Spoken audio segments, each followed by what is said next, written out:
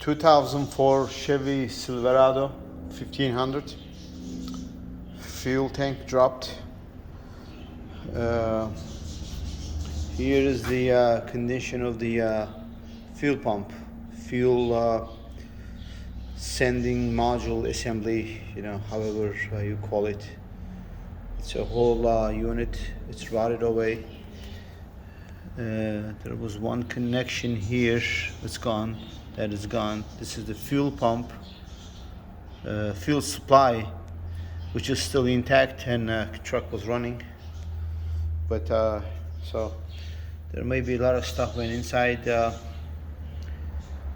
So we're gonna open it up and see what else is needed to be done. We will keep you posted.